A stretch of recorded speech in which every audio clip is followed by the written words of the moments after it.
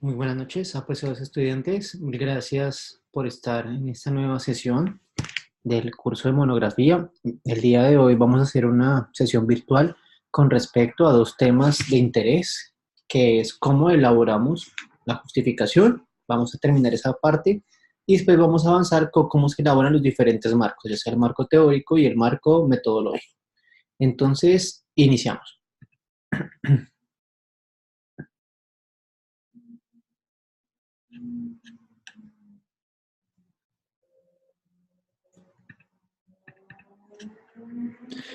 Bueno, como habíamos hablado en la anterior clase, la justificación es básicamente la posibilidad de colocar un contexto problemático. Ya vimos que la palabra problemática significa varios problemas conectados. Nos dimos cuenta que un problema es la unión de una situación específica frente a un contexto específico en torno a un paradigma específico que sería la filosofía o la filosofía y la pedagogía para el caso de los que son licenciados, que eso surge de una temática, que son contextos, fenómenos y problemas, y eso genera una problemática, y que eso es lo más importante. También en la clase anterior vimos que era fundamental, por ejemplo, tener en cuenta la pertinencia, la viabilidad, lo novedoso y la duplicación. ¿Qué quiere decir la pertinencia? Que realmente sea un problema lo que uno está intentando resolver. Y además de que sea un problema, el siguiente elemento es la viabilidad, que significa que además de que sea esto, una situación que busca ser conocida para tener algún tipo de solución, que sea viable la solución, tanto desde el punto de vista teórico como práctico. Quiere decir que el misma investigación presenta una solución que se pueda dar. Por ejemplo, no sé, analizar el concepto de fenómeno en toda la filosofía de Husserl. Es una cosa muy complicada, es un problema realmente de la filosofía, pero llevar ese procedimiento así como se está planteando no es viable, primero, en el nivel de filosofía en el que ustedes se encuentran y número dos, en el tiempo que ustedes requieren para llevar esto a cabo, que es menos de un año, menos de 2 años. Es un proceso de investigación que podría tardar toda una vida. Entonces, digamos que ese es el concepto de viabilidad. También lo novedoso es que, que se hagan cosas que realmente no se hayan hecho. Por ejemplo, es muy probable que frente al análisis del concepto de fenómeno en la fenomenología husserliana se hayan escrito muchas cosas al respecto, o tal vez hayan teóricos que ya hayan dado un aporte muy grande frente a este tema y que realmente si uno quiere partir de cero no estaría aportando nada, sino sencillamente abonando en terreno ya cosechado. Y lo más importante también es la no duplicación, o sea, no se puede escoger un tema o presentar una problemática que ya se intentó resolver o que ya fue resuelta. Con eso pasamos a la justificación, que es, bueno, indique las razones por las cuales usted va a analizar ese estudio y además porque eso tiene una trayectoria de investigación. Y ahí hablábamos también de lo que es un estado del arte. Un estado del arte lo que nos permite es ver si nuestro problema realmente o no se puede justificar, si ha sido novedoso, si realmente, por ejemplo, no hay una duplicación y, ¿por qué no?, si tiene algún tipo de pertinencia. Esta justificación del problema permite poner una balanza y es lograr mirar si hay una utilidad adicional con respecto a la realización de este proyecto. Por ejemplo, muchos de los proyectos que se hacen en monografía buscan solucionar un problema específico en una comunidad específica. No sé, por ejemplo, cómo aplicar la teoría eh, metafísica, aristotélica, etcétera, etcétera, en la construcción de ciudadanía dentro del estación de la calle 74 de Transmilenio, no sé, algo así, estoy inventando cualquier cosa. Pero si se dan cuenta, este problema, aunque tiene un trasfondo filosófico, busca una utilidad práctica inmediata en un contexto específico y una realidad específica. Digamos que en este sentido, las monografías que ustedes están desarrollando, que no son tesis, y ya lo hemos dicho, no son tesis porque no se logra el nivel de generación de nuevo conocimiento en alguna u otra medida, o en muy pocos casos lo hacen, busca es solucionar un problema inmediato que pueda ser de alcance y de gran impacto para el mejoramiento de la sociedad. Y eso es lo que denominamos problema. Siempre que estamos redactando el problema de investigación, después de tener una idea clara, lo más importante es que el problema de investigación no debe ser una pregunta que se responda con sí o con no. Es más, al redactar el problema, no es necesario agregar los sujetos de investigación, el espacio geográfico y el tiempo. Por ejemplo, ¿cómo se puede aplicar la teoría pedagógica de Jean Piaget en la resolución de los problemas matemáticos del grado noveno del Colegio Gimnasio Los Pinos? Perfecto. Tenemos un problema, tenemos unos sujetos de investigación, un espacio geográfico, un contexto dado y una perspectiva que uno busca analizar desde la pedagogía. Entonces, esta redacción del problema, sobre todo, lo más importante es que debe expresar el diseño también de la investigación que se trabaja. ¿Qué quiere decir esto? Por ejemplo, que si el adverbio es cómo, cuál, dónde, por qué, ese adverbio y esa unión de la pregunta tenga relación con la metodología que yo voy a utilizar. Hoy unos estudiantes me hacían una pregunta extremadamente interesante y era, por ejemplo, ¿cómo se puede aplicar la teoría de la doble correspondencia en el ámbito educativo? Y yo decía, bueno, pero ¿cuáles son los sujetos? ¿Cuál es el entorno? ¿Cuál es el elemento específico? Ah, perdón, la pregunta era así, ¿cuál es el impacto que tiene la teoría X sobre el ámbito educativo? Si analizamos la pregunta problema, el elemento fundamental es impacto. ¿Cuál es el impacto?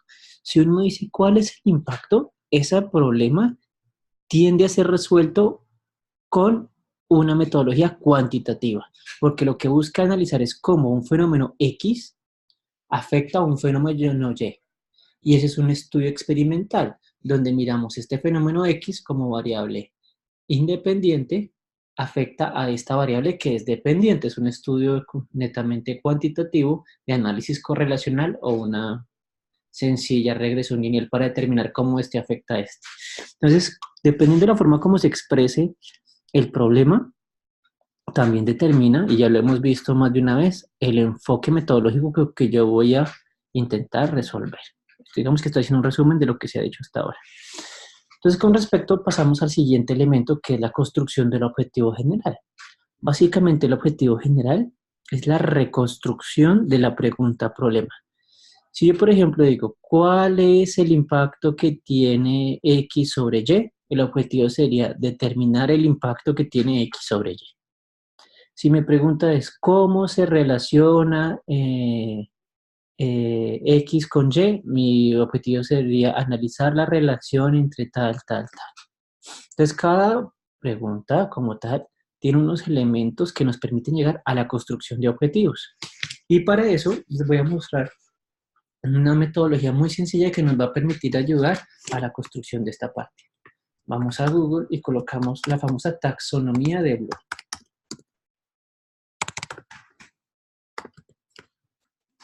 Taxonomía de Bloom. ¿Qué es la taxonomía de Bloom? Como ustedes pueden ver acá, es una herramienta metodológica muy sencilla en donde ustedes pueden diseñar y crear los diferentes objetivos. Por ejemplo, vamos a verlo acá. Comprender. Mi objetivo fundamental es comprender. Entonces él le va a decir cuáles son esos subverbos que permiten comprender. Acá, por ejemplo, hago un ejemplo, valga la redundancia. Yo quiero comprender el significado de la calidad educativa en torno a las pruebas, no sé qué. Comprender el significado de algo. Si es así, los objetivos específicos de ese objetivo general tienen que ser el paso a paso que tengo que yo hacer para poder llegar a ese objetivo general. ¿Qué quiere decir? Que si mi objetivo es comprender, yo tengo que determinar cuáles son esos niveles, 1, 2, 3 o 4, máximo 4. Se recomienda no ser más de 4 objetivos específicos. Ojalá sean 3, no 2, pero casi siempre son 3, 4. ¿Cuáles son esos 3 pasos que tengo que seguir para lograr ese elemento que es comprender? Entonces, si lo hablamos desde una metodología hermenéutica, ya es sencillo el proceso, porque comprender desde la hermenéutica rickeriana primero implica describir algo, después de describir pasamos a interpretar y al final reflexionar o resignificar o determinar, por decirlo así. Esos 3 verbos que vemos acá, subverbos, permiten la construcción del gran verbo que es comprender. Pero este es en el caso de la metodología rickeriana. En el caso de otra pregunta, por ejemplo, ¿cuál es la relación que tiene el fenómeno X de la filosofía con la situación Y, problema del Colegio Gimnasio de Los Pinos? Primero tengo que determinar cómo se construye esa relación. Supongamos, si yo quiero determinar cuál es el efecto que tiene la violencia escolar en la construcción del yo en el Colegio Gimnasio de Los Pinos, pues primero, ese objetivo general, lo primero que tengo que hacer es determinar el fenómeno, o sea, describir el fenómeno de la violencia escolar en el Colegio Gimnasio Los Pinos. Perfecto. Ese sería mi primer elemento. Tengo que describir ese fenómeno. Segundo elemento, analizar las distintas concepciones de yo que pueden ser aplicadas en el estudio de la violencia escolar. Ah, ese es otro objetivo. Mire que ya los dos se están empezando a unir. Y para lograr el tercero, que me permita llegar acá a este primero, pues lo que yo hago es relacionar las diferentes concepciones de identidades de yo con las prácticas de violencia escolar que surgen en el Colegio Gimnasio Los Pinos. Si se dan cuenta, el paso a paso son los objetivos específicos. El primero, general, el otro particular y el último lo muy particular para llegar a este gran objetivo que es el general. Esa es la clave que tenemos que tener en cuenta cuando estemos construyendo los objetivos. Por eso es muy interesante esta taxonomía de Bloom, porque dependiendo del objetivo general sea comprender, aplicar, analizar, recordar no, recordar está en rojo incluso porque es una cosa de orden inferior y no aplicaría para una tesis de un proyecto de investigación de un filósofo. Sería comprender, aplicar, analizar, evaluar y criticar, si no estoy mal. Crear, perdón, y crear, creo que estaríamos nosotros acá en estos cuatro, en comprender, aplicar, analizar y evaluar. Básicamente nos da las palabras clave que nos permitirían construir nuestros objetivos. Entonces, repasando lo que hemos dicho, el objetivo general es el gran verbo que surge del problema. Perfecto. Y los objetivos específicos es determinar el paso a paso que yo tengo que hacer, las 3 o 4 acciones que me permiten lograr esa acción general. Tiene que ser muy ordenado. Primer paso, segundo paso. Antes de interpretar algo, yo tengo que describir. Perfecto. Antes de resignificar algo o antes de determinar algo, yo tengo que interpretar. Perfecto. Pues antes de interpretar, tengo que describir. Entonces, tengo que ser muy lógico en este aspecto para que mis objetivos específicos puedan ser determinados con mucha claridad. Por ejemplo, en un trabajo de investigación que ustedes van a ver acá, se los voy a mostrar. El académico.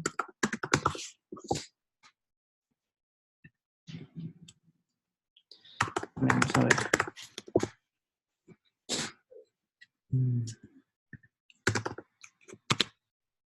Calidad educativa. Por ejemplo, vamos a ver este trabajo de investigación.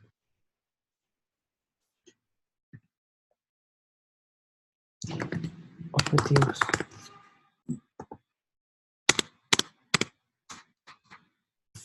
Acá creo que lo vamos a ver acá.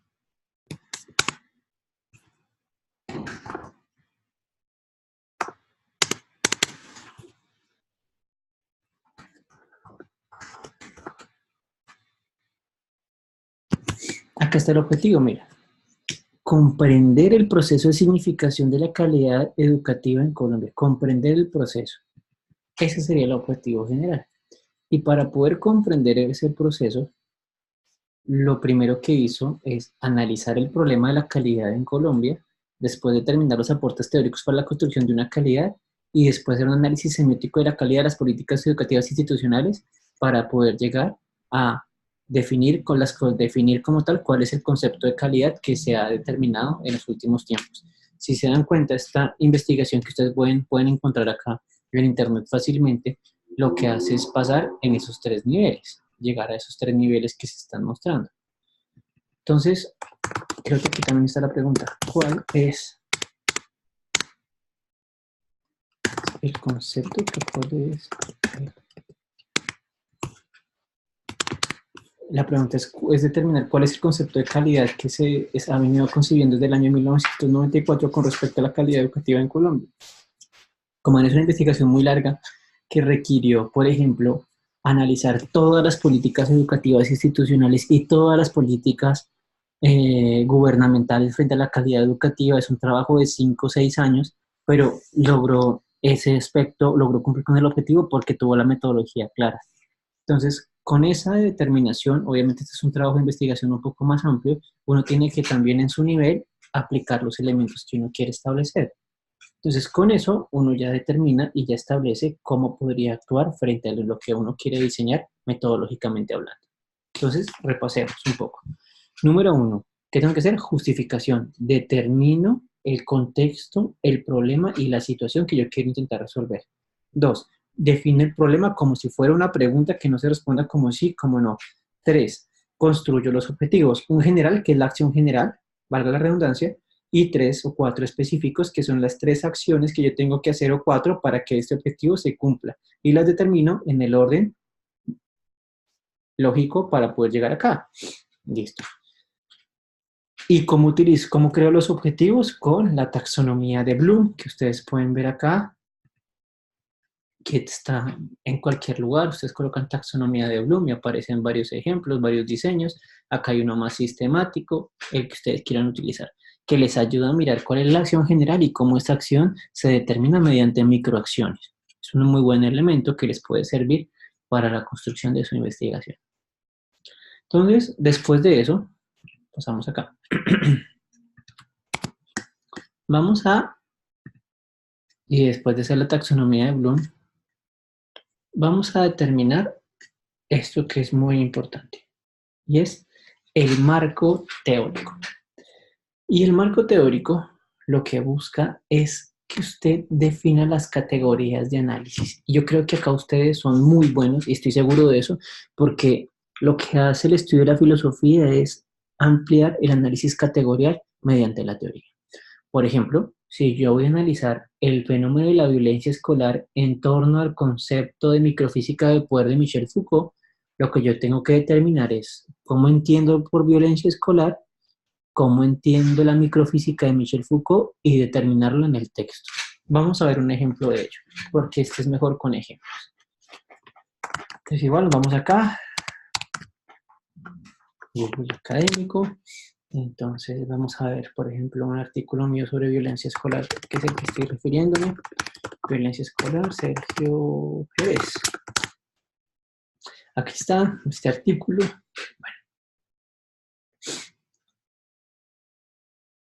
Bueno, esperemos que cargue. Entonces, miren, aquí está la introducción y vamos con el marco teórico. Entonces, esta investigación lo que se llama la violencia escolar, una forma de comunicación. Acá arranca con un epígrafe de una niña que dice, bueno, leámoslo un poco. Me gusta jugar con los niños a puños, es chévere. Eso se convierte en pelea cuando se pasan, cuando pegan más duro. Ahí digo muchas groserías. Un día le reventé la nariz a un niño y yo le conté en casa a mi mamá. Ella me pegó, me cogió el pelo y me lanzó. Luego cogió una correa y me pegó. Entonces, con este epígrafe se dice, estas palabras de una niña de 16 años nos hacen pensar acerca de la realidad de la violencia y la manera como este fenómeno se refleja en diferentes dimensiones y contextos. Estos relatos plantean diversas dudas que se quedan en silencio del pensamiento cotidiano o sencillamente en reflexiones personales. Sin embargo, estos hechos se hacen cada vez más habituales en la escuela y en la sociedad. Y hay dos noticias sobre violencia escolar. Estas noticias son una muestra de la violencia que no solo se hace habitual en Colombia, sino en diferentes partes del mundo. ¿Cuál es el sentido de estas prácticas violentas? Este es el interrogante que suscitó la presente investigación. Este es el problema de investigación. ¿Cuál es el sentido de la violencia escolar en el Colegio Gimnasio Los Pinos del grado 9? Así está. Acá está un poco sintetizada, pero esa es la pregunta grande. Este es el interrogante que suscitó la presente investigación, así como la relación directa que tiene esta situación con los diversos escenarios educativos. La necesidad de dar respuesta a este interrogante hizo que buscáramos comprender el sentido de esta violencia para romper el silencio y traspasar esa cotidianidad adaptativa que está convirtiendo la violencia de forma pragmática en una práctica socialmente aceptada. ¿Y por qué pragmática? Porque parece que nos hemos vuelto insensibles a las atroces consecuencias de los actos violentos. Es como si la violencia fuera el resultado de una maldición demoníaca de lo que es el hombre. Pareciese que el hombre fuera un homo homini lupus, como diría Hobbes en su Leviatán. El hombre es un lobo para el hombre, un monstruo que busca comerse todo a su alrededor, sin importar nada más que su satisfacción. Empero, creemos que más que un tormentoso y maléfico hechizo, la violencia tiene una función y unas propiedades cuya comprensión y sentido es preciso desentrañar. Listo. Eso sería una buena introducción, asumo yo, no es porque la haya hecho yo con el grupo de trabajo, pero pienso que es una introducción muy clara, muy sencilla y concreta frente al problema. Se está mostrando el problema, está claramente suscitado, hay un interrogante interesante y ahí pasamos a un marco teórico. Obviamente que esta investigación es más amplia, acá está resumida porque es un capítulo del libro de investigación. Si quieren la investigación completa con el marco, preguntas, etcétera, me la piden, yo se las envío fácilmente. Pero vamos al marco teórico, que es lo que me interesa. Entonces vamos a ver acá. Esta investigación aborda una perspectiva dinámica y compleja de lo que se comprende por violencia y en especial el significado de la violencia escolar. Entonces, el marco teórico, como hablar de la violencia escolar, lo primero que va a entrar a definir es qué es la violencia y después qué es la violencia escolar.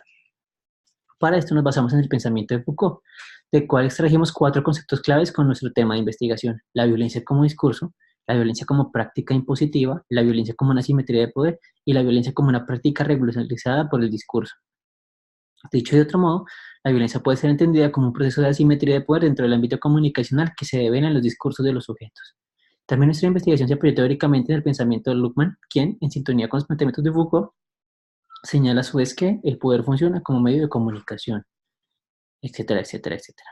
Desde Foucault y Luckmann nosotros comprendemos que la violencia escolar tiene un vínculo directo con las relaciones interpersonales y los procesos comunicativos. Esta investigación también retoma el concepto de sentido de Goldstein y hace un análisis. Entonces, acá está el resumen de la investigación. Obviamente que yo no les estoy pidiendo esto, por favor, en su anteproyecto. Se busca algo más elaborado. Lo que pasa es que esto es sintetizado porque es un capítulo del libro, pero pues ustedes ya han visto cómo es un análisis teórico. Lo único que me interesaba ver acá es que esta persona o estas personas lo que hicieron fue expresar qué entendieron por violencia, qué entendieron por violencia escolar, qué entendieron por sentido. Y ahí ya definieron su marco teórico. Porque su pregunta es: ¿cuál es el sentido de la violencia escolar en el colegio, gimnasio, Los Pinos del grado noveno? Listo. Colegio, gimnasio, Los Pinos y grado noveno, eso no es teoría, es un contexto. Pero ¿cuál es el sentido? Violencia y violencia escolar son las 3 categorías de análisis que ellos intentaron determinar desde Foucault, desde Luckmann y desde Goldstein, para tenerlo muy claro. Y con esa construcción metodológica que estamos viendo acá, es que determinamos un foco de desarrollo muy importante, y es que el marco teórico no es, por favor, esto tiene que quedar muy claro, no es colocar violencia a 2 puntos y hacer un resumen de lo que es la violencia.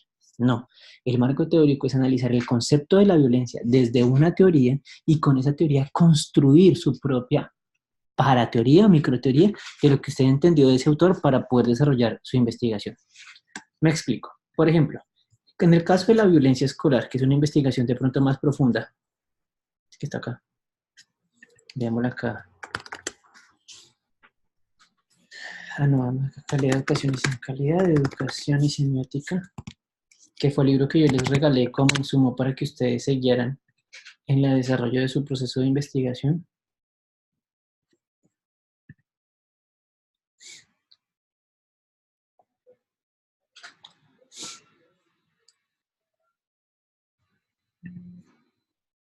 Aquí está.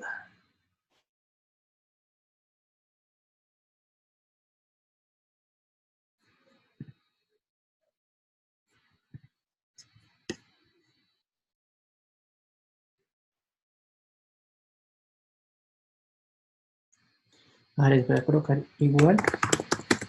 Estamos en sesión virtual para quien quiera ingresar. Enviámosles de una vez el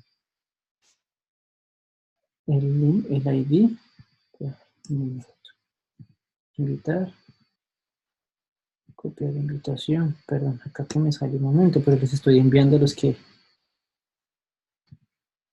no me han visto por acá. Listo. Listo, calidad de educación semiótica. Entonces, vamos a mirar el marco teórico. El capítulo 1 de este trabajo de investigación es la introducción. Ya, así se tiene que ver. Entonces, si usted quiere cómo es una introducción completa, podría ver acá cómo es una introducción completa. Segundo elemento, aportes teóricos para la construcción de una calidad educativa en Colombia. Pero, por favor, y que ojalá menos mal que esto está grabado.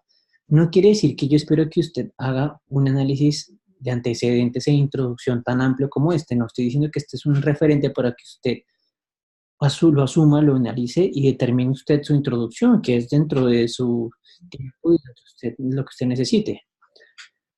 Ahora, en el siguiente elemento es aportes teóricos para la construcción de una calidad educativa en Colombia.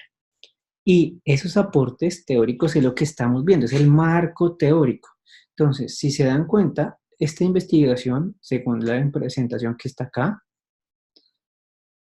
es el resultado de una investigación de 7 años, la cual busca, analiza, comprender, miren el objetivo general, comprender el proceso de significación de la calidad en la educación superior en Colombia a partir de un análisis simétrico de las políticas públicas e institucionales. Perfecto. Ese es el objetivo. O sea que las categorías de análisis teóricas de este trabajo son calidad, calidad educativa y políticas públicas institucionales con respecto a la calidad en la educación. Vamos a ver si en el marco teórico están resueltas esas categorías. ¿Cómo lo vemos fácilmente? Nos vamos a el capítulo 2, que es el marco teórico. Entonces vamos a ver, dice, aportes teóricos, marco teórico para la construcción de una calidad educativa en Colombia. Primero, aproximaciones a una definición de la educación desde una perspectiva contemporánea. Si se dan cuenta, el autor, antes de meterse a definir qué es calidad, qué es educación, define la educación en su aspecto más general. Antes de definir, perdón, qué es la calidad educativa, define qué es la educación. Después de eso, de esa definición, ahí sí define y conceptualiza qué es la calidad educativa. Y de esa calidad educativa analiza 3 elementos fundamentales que están dentro de la calidad: evaluación, profesionalidad y calidad. Y después de eso llega a la edusemiótica, que es la metodología que él va a utilizar para poder desarrollar su investigación y mira si puede aplicar en el análisis del concepto de la calidad educativa. Y como es semiótica, tiene qué significación, comprensión y educación. Esta es la definición teórica. Lo que hace el autor es definir qué es educación, qué es calidad educativa y define, para este caso, el concepto de edusemiótica como posible articulación al análisis de la calidad educativa en Colombia. Esto es un marco teórico. Pero si nos vamos a la página 61, que es el error que yo quiero que ustedes no cometan, nos vamos a la página 61 rápidamente.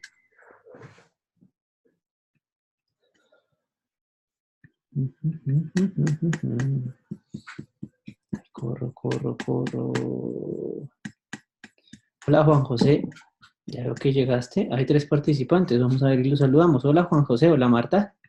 Espero que estén muy bien. Igual estoy grabando este video. Empezamos ya hace un rato. Ahorita lo pueden ver desde lo que no alcanzaron a ver. Claro que esa primera parte fue como un resumen. Estoy explicando el día de hoy cómo vamos a construir nuestro marco teórico. Ya hice el resumen de lo que viene en la primera parte, que es introducción y justificación y presentación del problema, objetivos, y estamos en marco teórico. Entonces nos vamos a sacar la definición de marco teórico. ¿Dónde está? Estamos viendo el libro que les regalé a ustedes como modelo para la construcción de nuestro anteproyecto, aunque no quiero que sea una cosa extensa, lo saben ustedes, sino que lo que se busca es que ustedes con esto tengan una guía, una orientación para que puedan desarrollar su anteproyecto de investigación.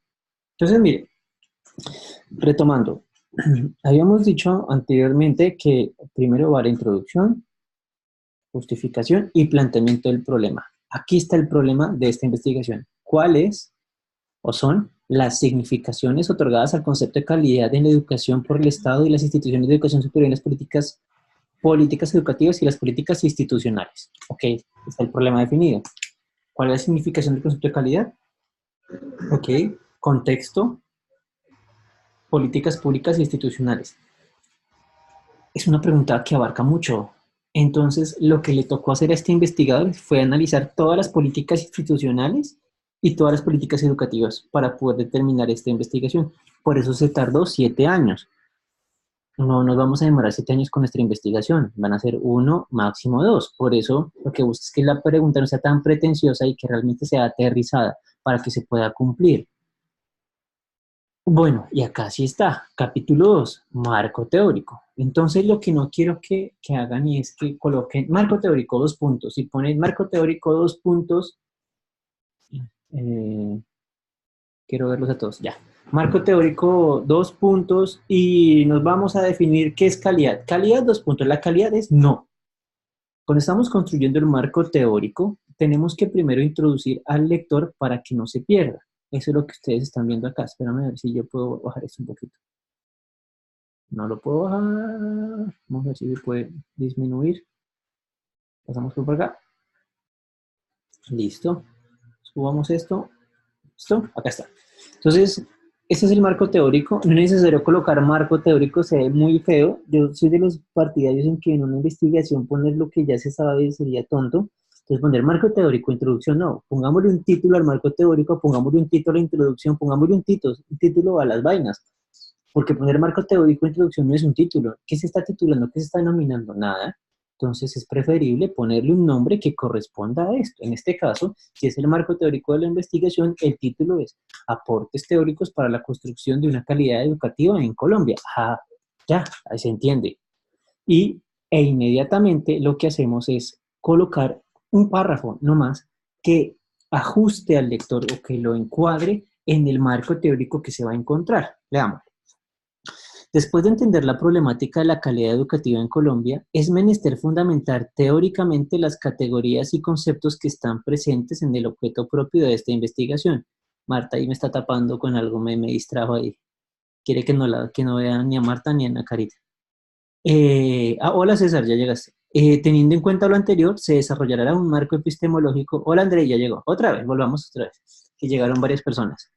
Estamos viendo acá cómo se construye el marco teórico, que es la siguiente parte de nuestro proceso de investigación. Entonces, vamos a verlo detenidamente. Igual esta clase se está grabando, ahorita se las envío para que ustedes la puedan repetir y no tengan ningún inconveniente. Ya Ana Karit me dejó verla, muy bien, y Marta también. Ana Karit está que regaña a Marta. Todo se está viendo desde acá, qué interesante no escuchar. Aló. Bueno. Venga, salúdenme. Yo quiero saber si me están escuchando o coloquen algo por el chat. Hola. Sí, Aló, saluden. aló. Digan algo. Que me siento Aló. ahí hablando en una pantalla. Yo, profe. Profe, ¿me escucha? Aló. Hola. No, no me escriben. No. Profe. Ahí. Aló. Hola, André. Hola. Bueno, acá son buenas noches. ¿Cómo les ha ido? ¿Bien? Bien. ¿Están juiciosos? A punto de... Profe, yo estoy con Jessy. ¿Clases? ¿Cómo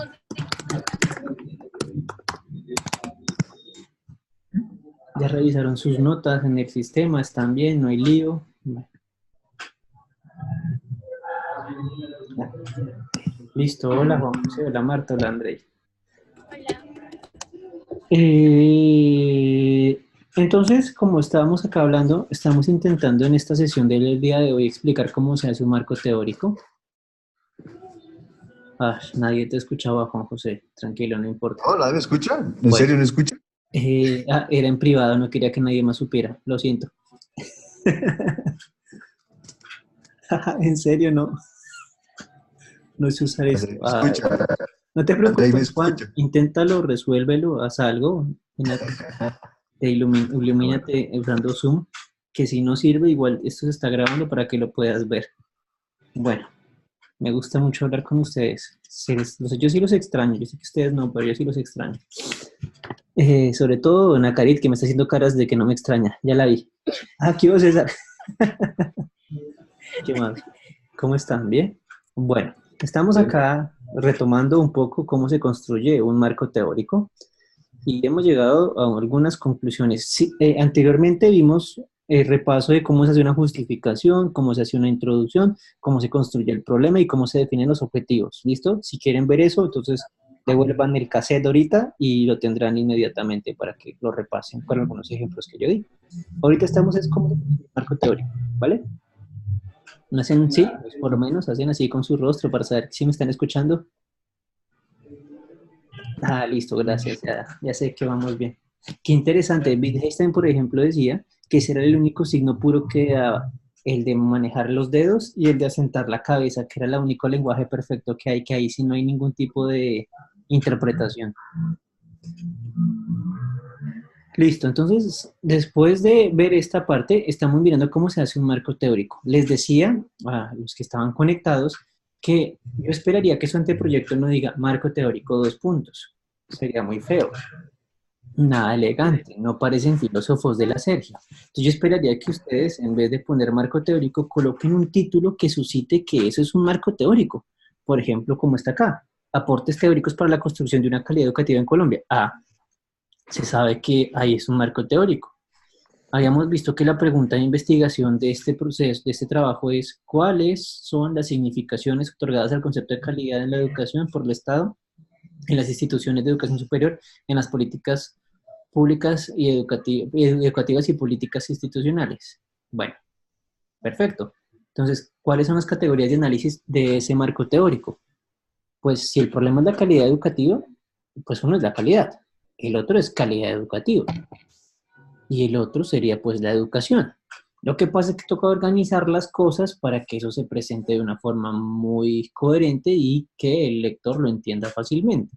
Por eso uno coloca el título de su marco teórico y después un párrafo que le explique al lector cómo se va a desarrollar ese marco teórico y cuál es el orden que él le dio. Entonces vamos a leerlo.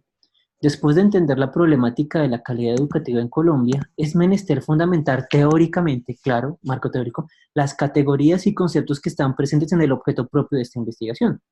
Listo. De una definición de qué es un marco teórico. Perfecto. Teniendo en cuenta lo anterior, se desarrollará un marco epistemológico que fundamente los puntos y los focos del saber que se tendrán en cuenta a la hora del estudio del proceso de significación del concepto de calidad educativa en la educación superior en Colombia. Listo. Genial. Entonces vamos a ver con qué me sale este man. 1. Aproximaciones a una definición de la educación desde una perspectiva contemporánea. Claro, antes de que el man dijera, ¿de qué se ríe Marta? Antes de que el man dijera, no sé, ¿qué es la calidad educativa en Colombia? Lo que él está intentando definir es qué es la educación y cómo la podemos entender desde el punto de vista contemporáneo. Y arranca con su análisis teórico. Beck pone en perspectiva alguna de las bla, bla, bla, bla, bla, y arranca con Beck porque está hablando de la contemporaneidad. Y Beck es uno de las personas que más ha definido la educación desde el punto de vista contemporáneo. Por eso es que es fundamental esa parte, que desglosemos puntualmente cómo lo vamos a definir. Pues porque si tengo que hablar de la educación, pues arrancaría, no sé, de los presocráticos y no voy a dar la definición, por ejemplo, órfica de la educación, no. Entonces tengo que contextualizarla en torno a mi problema.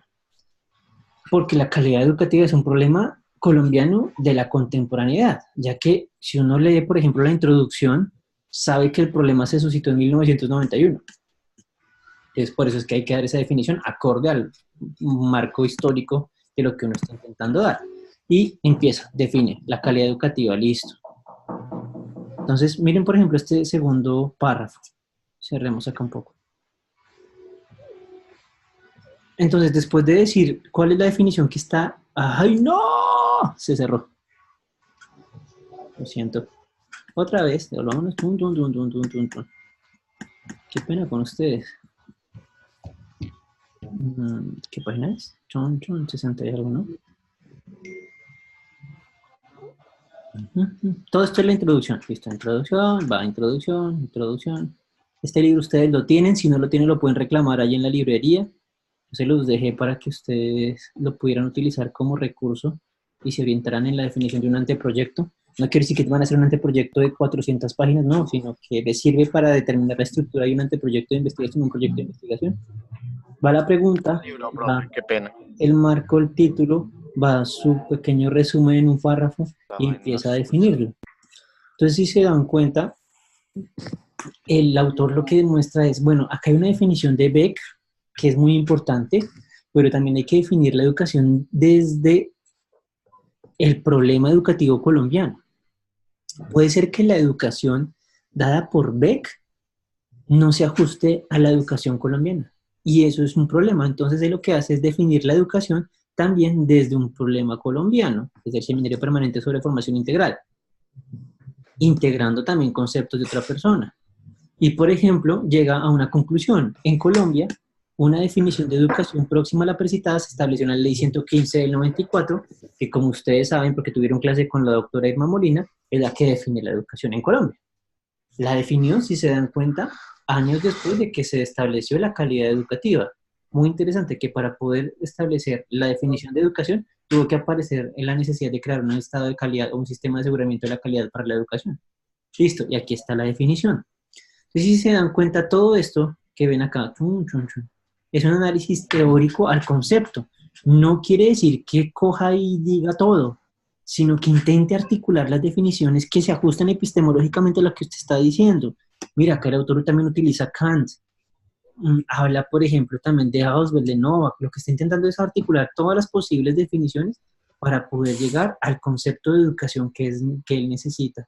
Y este es un marco teórico solamente del concepto educación.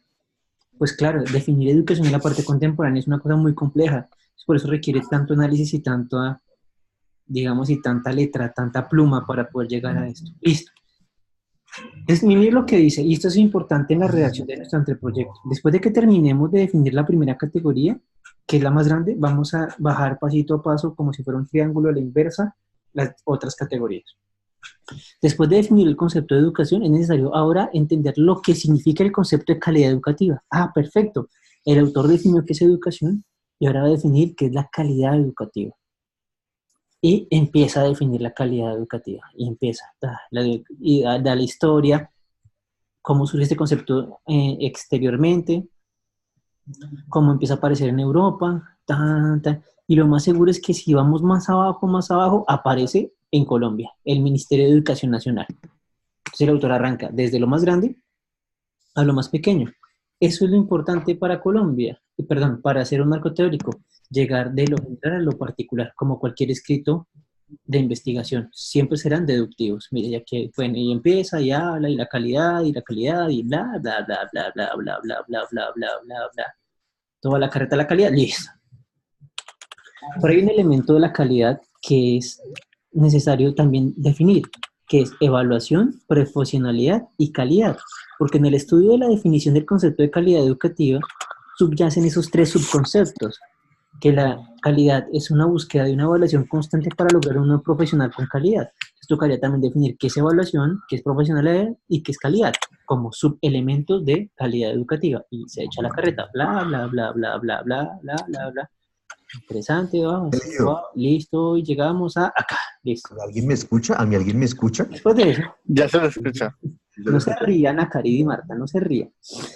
Después de eso, llegamos a la eudusemiótica y su aplicabilidad en el Pero es análisis que de hay conceptos dudas. educativa. Este trabajo de investigación tiene un concepto adicional. Y además de las categorías de análisis teóricas, tiene una categoría de análisis metodológica. No todos los trabajos de investigación son así. ¿Cuándo sucede esto? Cuando la misma investigación es una misma metodología que se va a aplicar. En este caso, no se había hecho en el mundo una metodología eudusemiótica para analizar la calidad educativa. Por eso es que el autor tiene que definir cómo entiende la eudusemiótica y cómo la aplica en el concepto de calidad. Entonces, tengamos un poco que hay algunas preguntas. Dice Juan José, ¿cómo se habla por esto? Bueno, vamos a ver cómo se habla por esto. Les voy a... Entonces... Aló, Sergio, ¿usted me escucha? Reiniciar audio.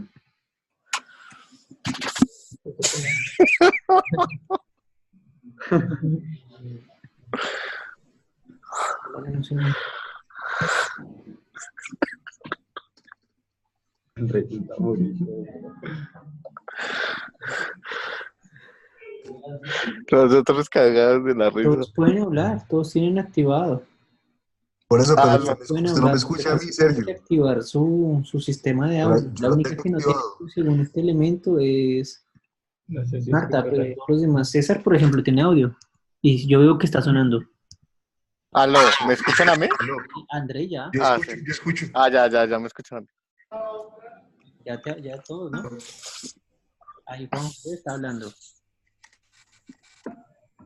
¿Listo? Es que André tiene una duda. André, No, mi duda era referente a cómo se hablaban esto. Porque pensé que tocaba oprimir una tecla o algo así. o sea, me Venga. preocupa que ustedes, todos los filósofos del siglo XXI, los estrelle la tecnología. Yo no soy minero. No, yo lo único que utilizo es Discord, pero pues esto no sé. Hola, Bueno, ¿cómo listo, estás? André. Vale. Ah, bueno, ya sabiendo que se puede hablar, ya puedo preguntar de acá en adelante. Sí, igual, bueno, buenas tardes. Acá son buenas noches. Espero que igual si tienen dudas o preguntas me escriban en el WhatsApp. Hoy tuvimos una tutoría telefónica con un grupo. Para eso estoy. Bueno, yo aprovecho Eso por es las noches y me conecto con ustedes sin ningún inconveniente, ¿vale? Bueno, muchas gracias, profe. Bueno, estamos grabando acá igual. Estamos explicando paso a paso y detalladamente cómo se construye el marco teórico. El objetivo del día de hoy es determinar cómo se hace un marco teórico y un marco metodológico. Y en la siguiente y última sesión, cuáles los resultados esperados y posibles conclusiones. Eso es lo que 35 minutos más o menos. ¿Listo? Depende. Bueno, entonces seguimos con nuestra explicación. Vamos acá. Creo que Juan José tiene una pregunta. La pantalla. Bueno, listo. Listo. Entonces, después de determinar eso, como, bueno, el caso que les decía de esta parte de la semiótica es un caso especial porque la misma investigación implicaba una nueva metodología. En muchos casos no es así, es más, en muy pocos pasa esto. Entonces, avancemos que esto no es relevante. Lo que sí va a ser relevante es que cuando terminemos todo nuestro análisis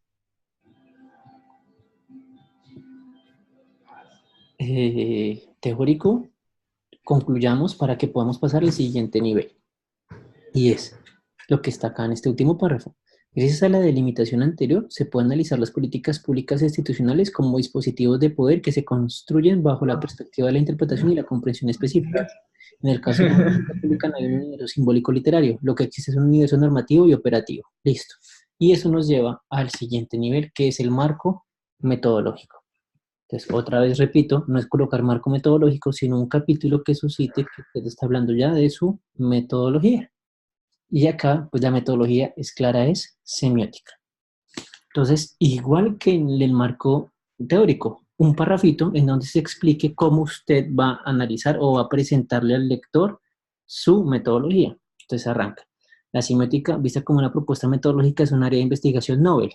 No por esto resulta poco interesante para analizar las diversas complejidades y problemáticas de la educación y en este particular sentido la calidad educativa. Por ende, en este capítulo se presentarán las aproximaciones teóricas y metodológicas para fundamentar la semiótica como herramienta para el estudio científico de la calidad educativa en Colombia. Como ya se pudo evidenciar, el estudio de la calidad educativa desde una perspectiva semiótica es paupérrimo. Por tal razón, una fundamentación que permita la ampliación de los horizontes epistemológicos es menester ante la crisis de la educación colombiana. Y lo que uno hace es sencillo, esto sí es muy sencillo, y es hacer su fundamentación metodológica. Primera parte, explique por qué su metodología sirve para resolver el problema. O sea, viabilidad de su metodología para el problema que está intentando resolver. Demuéstreme que su metodología sí sirve para defender su problema. ¿Qué es lo que es esta clase? Mire, realmente yo estoy feliz y contento y saltaré de una pata si usted tiene este punto bien. Si tiene ese punto bien, así lo demás está mal, no me importa. Lo que tiene que demostrarme es cómo su metodología sí resuelve el problema que intenta resolver. Si usted me fundamenta esto, di mi trabajo por hecho. Porque la mayoría de investigaciones de los últimos tiempos no son viables metodológicamente. Y ese es el problema de la investigación contemporánea. Ahorita, por ejemplo, que estoy trabajando en el CSIC, en el Consejo Superior de Investigaciones Científicas, antes de que cualquier persona presente un artículo por el CSIC o algún investigador del CSIC, se reúnen 7 veces en seminarios para determinar si la metodología que aplicó resuelve o no resuelve el problema. Eso es trabajar con seriedad, realmente. Me pareció muy interesante y muy chévere esa práctica de no escribir por escribir o publicar por publicar, sino que sea un ejercicio consciente de generación de nuevo conocimiento. Me sentí muy mal, obviamente, porque pues, como colombiano dije, esto uno lo hace, es, como decimos acá, a lo que surja, a lo que se necesite, pero si queremos mejorar nuestras prácticas en investigación, tenemos que tomar los buenos ejemplos. Y acá me pareció genial ese ejemplo de, primero, pensar muy bien si mi metodología aplica para el problema que intento resolver. Entonces, eso es de habilidad. Demuéstrame, justifíqueme, escríbeme porque su metodología sí aplica o no aplica. Y esto es lo que hace el autor en esta parte, definir cómo es viable esa metodología. Y después, ahí sí, Deme el paso a paso. Después de que usted me justifica, dígame, por ejemplo, cómo va a ser su investigación. Primero, diga entonces qué va a hacer en la primera parte, o fases, fase 1, fase 2, fase 3, fase 4, y cómo esas fases le van a permitir lograr cumplir con sus objetivos específicos. Es muy importante eso, que cuando usted escriba, y acá lo voy a resaltar y ojalá quede grabado muy bien, que cuando usted esté justificando sus fases de investigación, no es poner fase 1, fase 2, fase 3, fase 4, no, es explicarlo con textos, tiene que haber mucha pluma ahí, tiene que ser un gran estilo de escritura en su texto, en su proyecto, no me tienen que poner ahí fase 1, 1.1, no, es darle pluma, ustedes son expertos en escribir, son creo que el único programa en filosofía que ve 4 griegos y 4 latinos y además gramática avanzada, tienen que hacerle honor al doctor Barrantes en este sentido, tienen que ser muy literarios también escribiéndolo. Entonces, ahí quiero ver ustedes cómo son sus fases de investigación y cómo esas fases resuelven sus objetivos específicos para llegar a un objetivo general. Eso es lo más importante de las fases de investigación. Mirar cómo las fases se correlacionan directamente con los objetivos. Si no hay correlación, las fases están mal diseñadas. Tiene que haber una correlación entre fases de investigación y objetivos específicos y general, obviamente. Después de eso, ahí sí vamos a determinar el corpus investigativo. ¿Qué significa? Es qué usted va a analizar. Entonces, en el corpus investigativo, usted, por ejemplo, determina cuáles son los textos que va usted a analizar, porque es un texto semiótico y hermenéutico. Si fuera de otro tipo, pues usted dice cuál es su población, cuáles son sus sujetos de análisis, cuáles son sus variables. Esta es la parte de, a ver si determine cuáles son sus unidades de evaluación. Entonces acá dice, por ejemplo, los decretos que se leyeron, las regiones que se utilizaron, el análisis por región que se hizo, qué se escogió, cuáles universidades, por qué estas universidades y no otras. Es definir el lugar. Y ahí sí podemos pasar a los resultados. Pero realmente el anteproyecto de investigación llega acá. Porque esto será ya capítulo 4 y 5 lo que ustedes hagan el siguiente semestre con su investigación. Eso es un anteproyecto. Obviamente que les voy a pedir resultados esperados y conclusiones esperadas. Sí, se los voy a pedir, pero el anteproyecto llega acá. Y ahí en adelante es lo que ustedes van a hacer el próximo semestre. Entonces yo los invito a que como no estuvieron de pronto en toda la grabación, la vean, la revisen. Y si tienen preguntas me las sacan por WhatsApp, me escriben un audio y yo se las respondo. Entre todos vamos resolviendo dudas. Si no alcanzó a entregar esa primera parte de su anteproyecto, si no alcanzó con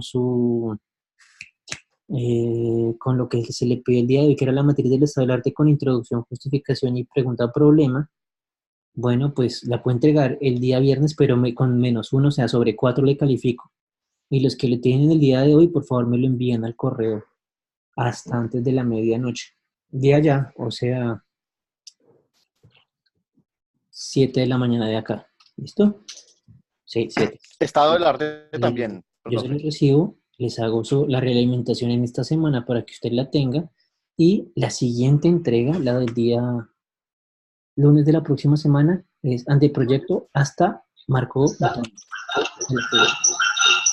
La siguiente entrega coloco y proyecto los anteproyectos, los voy realimentando, ajustando y se viene la entrega final.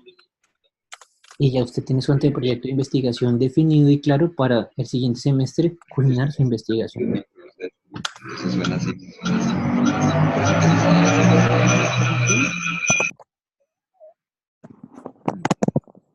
Aló. Esa es una muy buena pregunta. Hay que definir la categoría lo más generalmente posible. Si se usa un concepto de un filósofo pero que otros han tratado, entonces sí, es lo más general y lo más específico, las dos cosas. O sea, por ejemplo, si va a definirnos en la metafísica, obviamente arrancamos con Aristóteles, pero si su concepto metafísico es metafísica subiriana, pues lo llevamos a subir, pero es de lo general a lo particular, hacer ese juego. No es decir todos los autores que han hablado de metafísica, porque entonces sería su investigación solo hablar de eso, sino cuáles son los autores que usted va a escoger y con cuáles va a plantear su estructura epistemológica. Aunque si solo va a tratar a uno, pues ese y ya. Y usted define por qué ese y no otros. Estaría también bien. Entonces dice, el estado del arte también, y Juan José responde muy bien, el estado del arte es la matriz de Excel. Vale, así es. Ese es el estado del arte, es una matriz. Ya después se redactará con mayor precisión, pero eso es lo que se pide por ahora de matriz del estado del arte. ¿Alguna otra pregunta?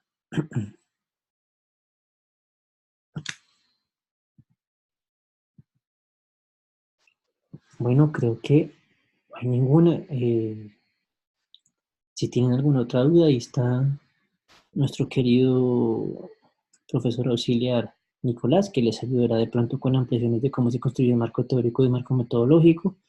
Guíense mucho por el libro que les entregué, por la explicación del día de hoy. Si tienen que revisarla otra vez, pues queda grabada. Eso me gusta de estos elementos tecnológicos que uno puede repetir y repetir y repetir para poder aprender un poco mejor.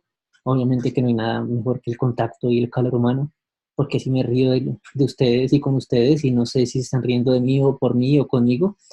Entonces, me hace falta eso. Espero que nos veamos muy pronto y cualquier cosa me escriben, bueno, me llaman, lo que necesiten, ¿vale?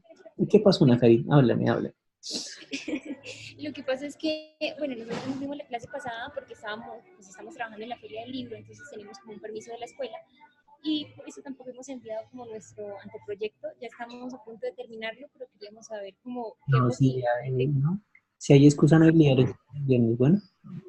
Sí, porque como dices que hasta hoy sobre 5 y el viernes sobre 4, Si pues tienen en realidad, un permiso, no se preocupen. ok, listo. Mejor, gracias. Yo espero. Chao. Me voy a dormir. Chao, profe. Bye. Ahí. La verdad,